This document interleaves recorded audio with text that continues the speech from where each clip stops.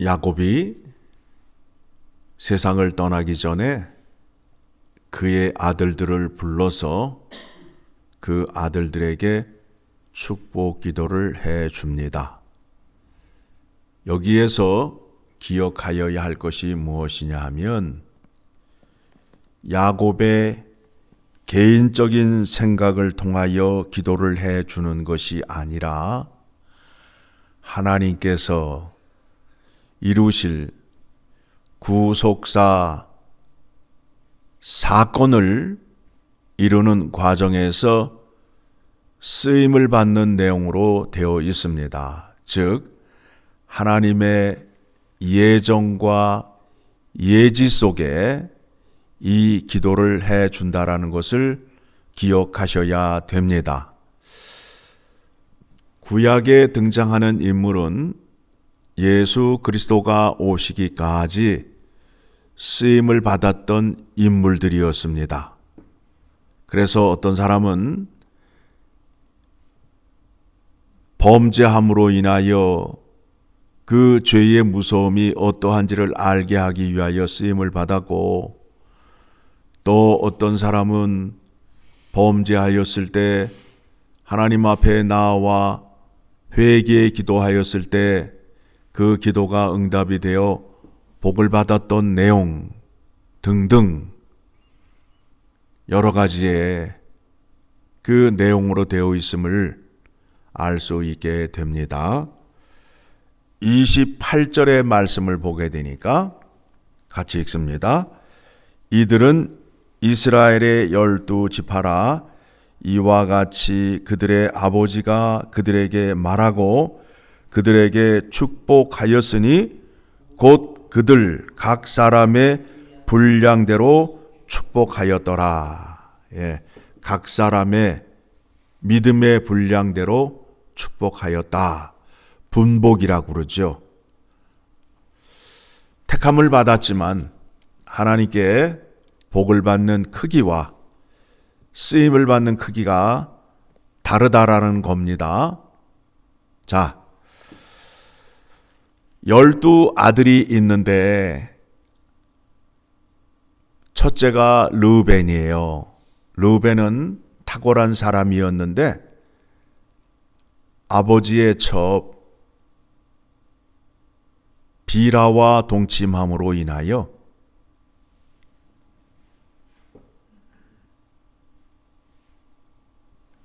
좋은 내용을 받지 못하지요. 그리고 시므온과 레위는 칼을 휘두른 사람들이었어요. 그의 여동생 디나가 몹쓸 짓을 당하였을 때 칼을 들고 세겜 사람들을 죽였던 사람이었어요. 그래서 이 사람들은 7절을 보게 되니까, 하반절을 보게 되니까 내가 그들을 야곱 중에서 나누며 이스라엘 중에서 흩으리로다. 그러니까 이 사람들이 칼을 휘두르는 사람들이기 때문에 이 사람들을 강성하게 하면 어떻게 되겠어요? 폭력의 나라가 되잖아요. 폭력의 나라가 되잖아요. 그래서 이스라엘 땅을 분배받을 때에 시므온 족속은 유다 지파 가운데 한 부분을 분배를 받았어요. 그리고 레위 지파 사람들은 땅을 분배받지 못하였어요. 각 지파의 성읍에 사는 사람들로 나누게 됩니다. 그리고 유다에게는 통치자가 나오고 그 통치자가 실로가 오시기까지 이른다. 즉 유다 지파를 통하여 왕이 나오고 그 족보에서 예수 그리스도가 나온다라는 그 말씀이 됩니다. 그리고 그 밑에 다른 형제들의 얘기가 나오는데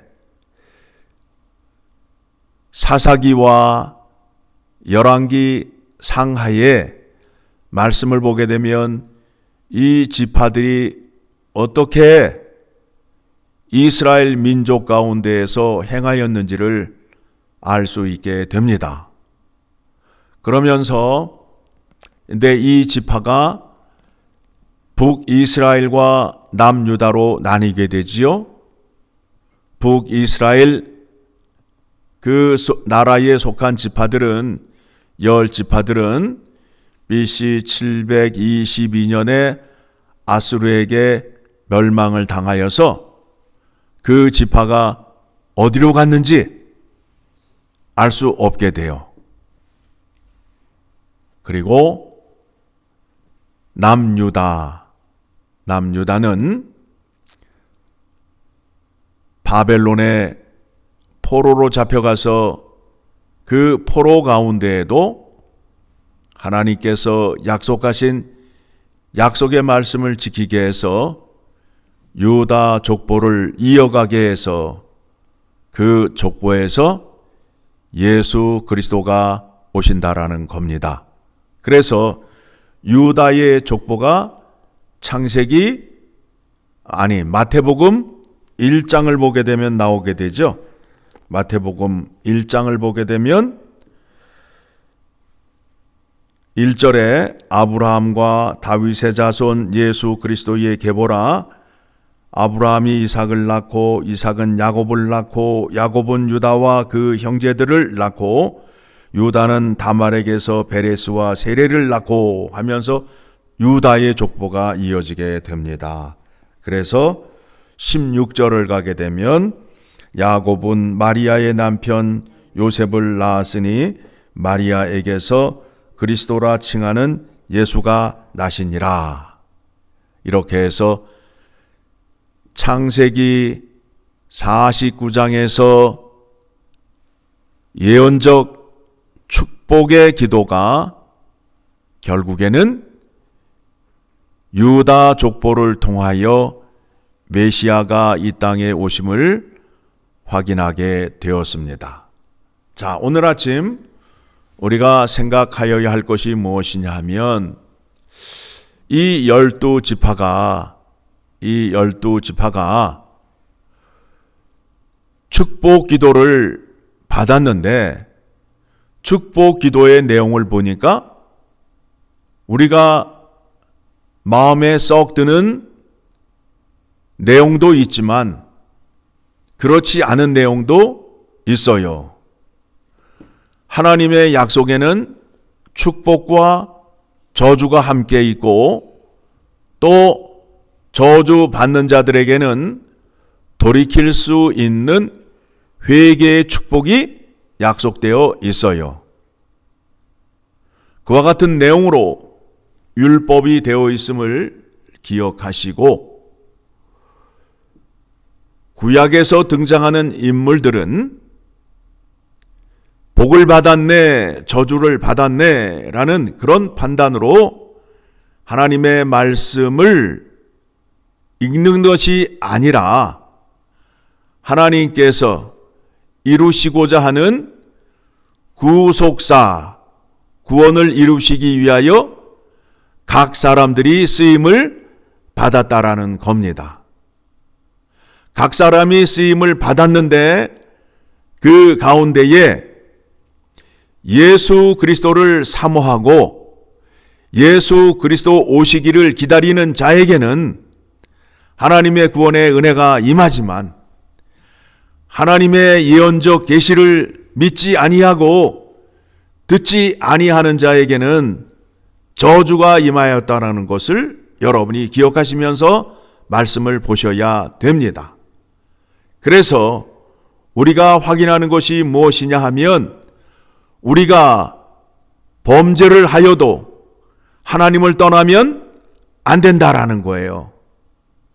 하나님은 어떤 자를 좋아하시느냐 하면 하나님을 끝까지 붙잡는 자를 좋아하신다라는 거예요. 여러분, 우리가 욥기를 읽는 데 있어서 주의해서 봐야 할 것이 무엇이냐 하면 욥은 많은 고난을 당하였어요. 자기의 불평을 서슴없이 하나님께 다 고해요. 그런데 그가 그 불평을 하면서도 하나님을 향하여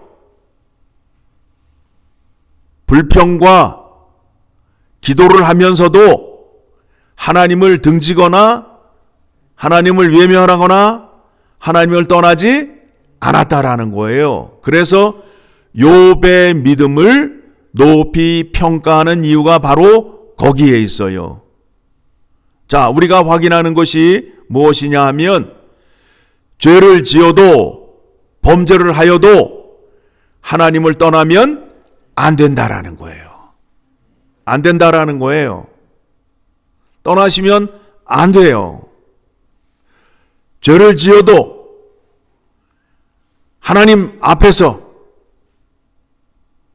또 땡깡을 펴도 하나님 앞에서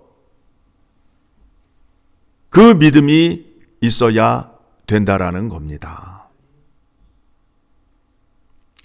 자, 그러면 예수 그리스도가 이 땅에 오셨어요.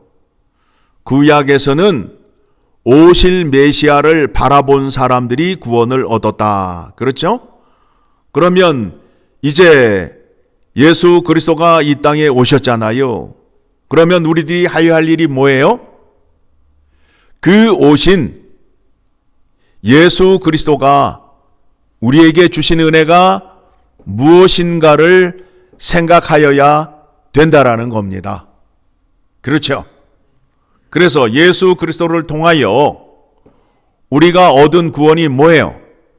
사망에서 생명으로, 죄인에서 의인으로, 하나님의 자녀가 되어서 하나님의 상속자, 후사가 되어서 하나님의 일을 할 수 있는 자가 되었다라는 것을 기억하는 것이 성탄절을 기억하며 즐기는 믿음이란 말입니다.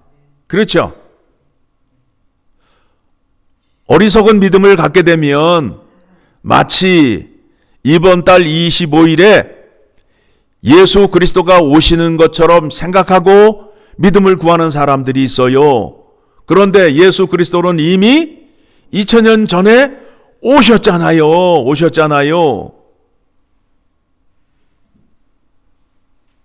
그러면 오셔서 우리에게 무엇을 주셨는가를 생각하고 그거를 확인하고 그 믿음 위에 믿음을 더하는 믿음이 있어야 될 거 아니에요.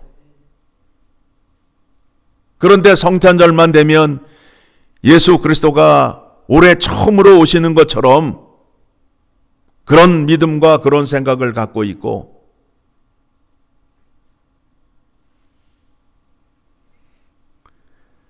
그런 믿음을 가지시면 안 됩니다. 그러면 구약에서는 오실 메시아를 위하여 사람들이 쓰임을 받았다 하면 이제 우리는 예수 그리스도가 이 땅에 오셨고 이제 다시 오실 예수 그리스도를 기다리는 겁니다. 그렇지요? 그러면 우리가 어떻게 하나님께 쓰임을 받을 수 있을까? 디모데후서 2장을 가게 되면 디모데후서 2장을 갑니다. 2장 20절 말씀 같이 읽습니다.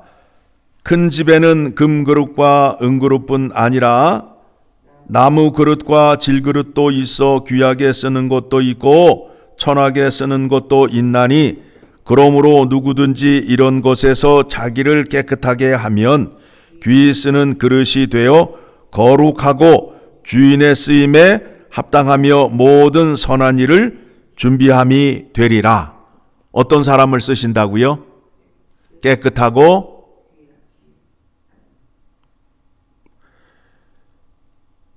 깨끗한 그릇이 되고 거룩한 자가 되게 되면 주인이 합당하게 그를 쓴다라는 겁니다. 여러분, 여러분의 집에는 그릇이 냉면 그릇만 있어요? 각 종류의 그릇이 다 있잖아요. 용도에 따라서 그 그릇을 쓰잖아요. 그런데 그 그릇을 쓸 때에 깨끗해야 그 그릇을 쓰는 것과 같이 오늘 말씀을 보게 되니까 12 아들이 있었는데 그 아들에게 베풀어 주시는 복의 크기가, 분량의 크기가 각각 다르다는 거예요. 그러면 성경이 말하고자 하는 것은 무엇이냐 하면 큰 그릇이 되라가 아니라 하나님께서 베풀어 주시는 그 은혜의 그릇의 크기가 다를 수 있다. 그거에 대해서 짜증을 내거나 분내지 말고 그릇이 작다 할지라도 깨끗한 자가 되라는 거예요. 그러면 쓰임을 받게 된다라는 거예요. 중요한 것은 무엇이냐면 하나님께 쓰임을 받느냐가 중요한 거예요. 그런데 교회 안에서의 서로의 경쟁이 뭐냐면 큰 그릇이 되려고 애를 쓴다고. 그래서 높은 자리, 힘 있는 자리에 올라가려고 한다고요. 그렇게 하시지 말라라는 거예요. 그러면 깨끗한 것은 무엇을 말하는가? 디모데전서 1장 5절의 말씀을 보게 되면 같이 읽습니다. 이 교훈의 목적은 청결한 마음과 선한 양심과 거짓이 없는 믿음에서 나오는 사랑이거늘. 청결한 마음이 가지셔야 되고요. 선한 양심이 있어야 되고 거짓이 없는 믿음에서 나오는 사랑을 베푸는 자가 되게 되면 주인이 그 사람을 합당하게 쓴다라고 약속하셨습니다. 성탄절이 다가오는데 예수 그리스도를 통하여 내가 받은 은혜가 무엇이며 내가 그분에게 어떻게 쓰임을 받아야 할지를 생각하며 사는 하루가 되기를 간절히 소망합니다.